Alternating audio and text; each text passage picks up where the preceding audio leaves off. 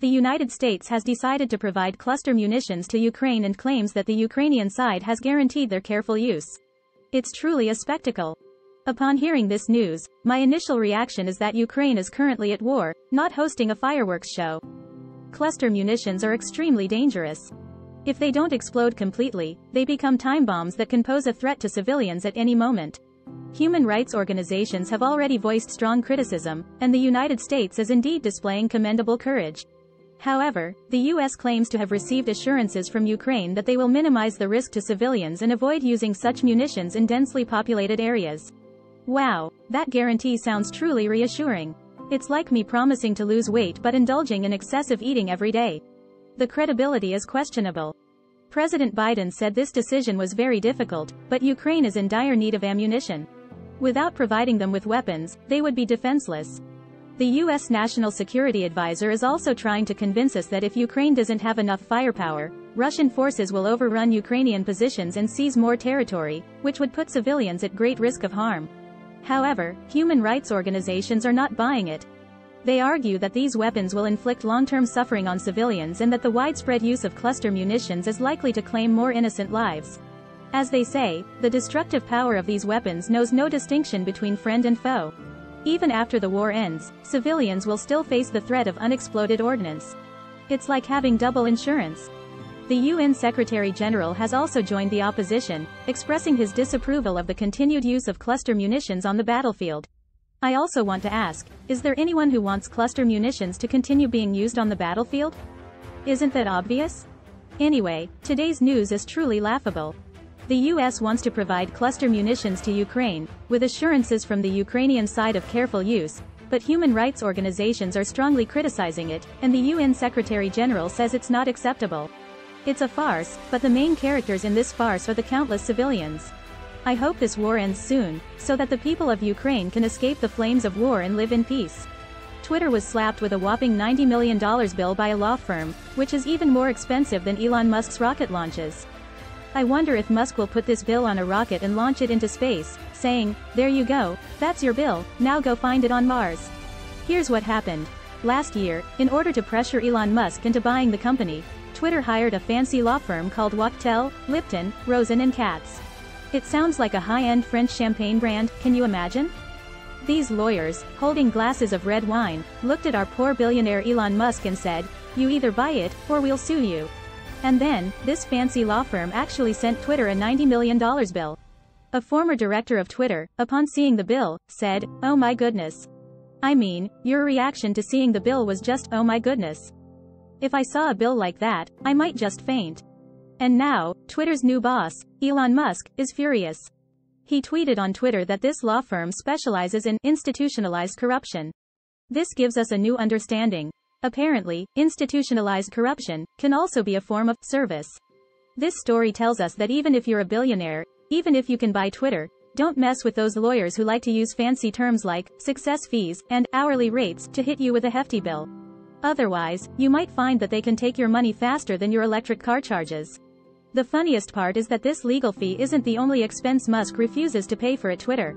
Since taking over the company, he has refused to foot the bill for expenses of some former employees, refused to pay for office rent, and even refused to pay the invoice for Google Cloud services. Musk is like that person who spends the whole night at the bar and then sneaks away without paying the bill. What a character, isn't he? Here, I want to assure you that no matter how terrible the jokes you see on this show are, I will never send you a bill. But if you're willing, I can accept your donations. But if I received $90 million, I might just go to Mars with Musk. Recently, the user count of ChatGPT has actually dropped by 10%. Poor ChatGPT, it's like the paparazzi suddenly experiencing a decline in sales of their celebrity life photos. You can imagine how frustrating that must be. Back in the day, ChatGPT was the talk of the town, making Google jealous and prompting them to imitate it like crazy. But what about now? People are starting to compare it to Threads, the new product launched by Meta. It's an application with design issues and privacy concerns, basically a copycat of Twitter, yet it broke ChatGPT's records and attracted 70 million users in just 2 days. It seems like the future is truly an era that values speed, leaving us quality-oriented folks wondering what to do. What's even more interesting is that the decline in ChatGPT's user count might have another reason. It's summer, and students don't have to write academic papers. It's like being an ice cream vendor and people stop buying your ice cream when winter comes. It's both funny and frustrating. This also reminds me of the saying, the hotter the hype, the faster the fall. Well, ChatGPT is now facing user controversies, including recent lawsuits, and more companies are banning the use of such tools due to privacy concerns, resulting in a significant loss of users. It seems like ChatGPT is becoming the dismissed employee, once everyone's friend, now avoided by all. We've learned another lesson. Privacy issues are a big minefield, and whoever steps on it will suffer the consequences. Speaking of which, did you know that there's a growing trend of uncensored chatbots on the internet? It's like an uncensored park where you can say whatever you want, but you also have to be careful of those who litter. Reportedly, these uncensored bots have a downside.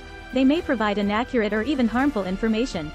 It's like a garden without fences, where you can freely run around, but you might step on dog poop. There's a former Microsoft employee named Eric Hartford who developed an uncensored chatbot called Wizard LM Uncensored.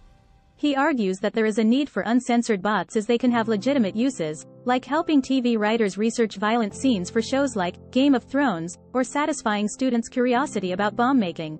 Although, in a test by the New York Times, this bot refused to answer questions about bomb making, so even so-called uncensored bots have their own limitations. However, no matter what, the era of AI is upon us, and we cannot stop its progress. It's like a sci-fi movie where you don't know what will happen next, but you know that, either way, you can't press the pause button. Did you know that the iPhone 15 might use a USB-C port? Yes, you heard it right. It seems that Apple fans have already started bidding farewell to the Lightning port. But I have to say, I'm more interested in their reaction if this actually happens. The new iPhone got rid of the Lightning port. I guess the next step is getting rid of the phone altogether? You know, it's just Apple's routine, reducing more. To be honest, these USB-C rumors are troubling for me because I just bought a bunch of Lightning cables and accessories. I can already imagine seeing ads on eBay like, lightly used Lightning headphones, only $50, comes with a free iPhone 12. I've always wondered if Apple has a department solely dedicated to designing different types of cables just to make us buy until we go bankrupt. Have you noticed that every time you lose or break a cable, you have to buy a new one? And the prices are always so high. Sometimes I wonder if these cables are made of pure gold instead of just wires. Then, one day, the EU says, "All right, Apple, we've had enough of your complicated cables. Starting from 2024, all new products sold in Europe must use USB-C." Apple responds, "All right, we'll comply." Now, I'm thinking they must be working on something new and headache-inducing in terms of cables. They might already have a new solution called iCable Ultra Pro Max. So, what I want to say is, if Apple really decides to use USB-C on the iPhone 15, I suggest you go ahead and buy it because by the time the iPhone 16 comes out, they might make you purchase a whole new type of cable again. But no matter what, let's wish iPhone 15 smooth sailing on the USB-C path and let's look forward to what the Apple company, which seems to be canceling all the ports, will bring us. The war in Ukraine has been going on for 500 days, with the United Nations strongly condemning the horrific civilian casualties. Turkish President Erdogan, during a meeting with Ukrainian President Zelensky, stated that Ukraine deserves to join NATO. On the 5th, the Times newspaper in the UK published an interview with Kirill Budanov, the head of the Ukrainian Defense Intelligence Agency, stating that the recent armed uprising in Prigorodny has garnered as much public support as Putin, and a civil war is imminent. On the 6th, the U.S. Air Force released a video on its official website showing that around 10:40 a.m. on the 5th, Russian fighter jets used heat-seeking missiles, decoy flares, and other measures to interfere with the flight of U.S. drones over Syria. This incident occurred more than 3 months after the collision between a U.S. drone and a Russian fighter jet over the Black Sea. The job market is booming, with job seekers flocking to Doha and Dubai.